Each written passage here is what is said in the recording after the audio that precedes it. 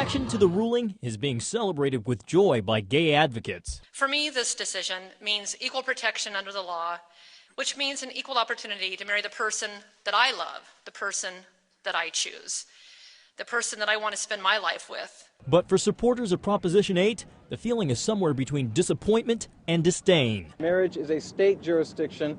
The voters have said twice now, keep marriage only for a man and a woman. In his 136-page ruling, federal Judge Vaughn Walker, a Republican appointee, shot down the merits of Proposition 8, saying the voter-approved ban on same-sex marriages served no legitimate purpose and is rooted in unfounded stereotypes and prejudices.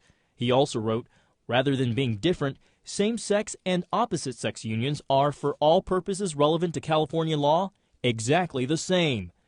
The judge's decision stemmed from a 13-day trial that examined whether the Constitution prevents states from denying same-sex couples the right to marry. However, Walker, who is gay himself, didn't give supporters of gay marriage a total victory. Gonna get married. The song seems fitting, but it's not true. Judge Walker put a temporary hold on his own decision, meaning no marriage licenses can be issued to gay couples, perhaps through the entire appeals process. For now, the ruling only affects California, but an appeal will take the case to the left-leaning Ninth Circuit with jurisdiction over 9 states. Gay activists are vowing to keep fighting. We still have work to do, right?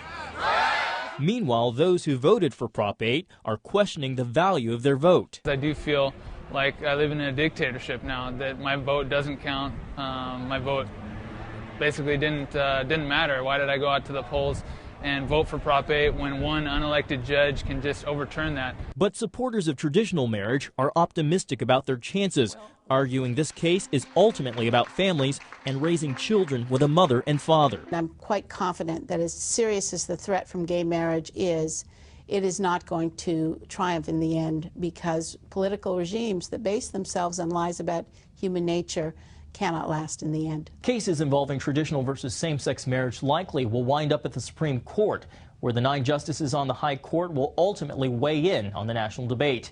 If they decide to uphold Walker's decision, it means the ruling would trump 31 state bans on same-sex marriage, in which all 31 states have voted to protect traditional marriage.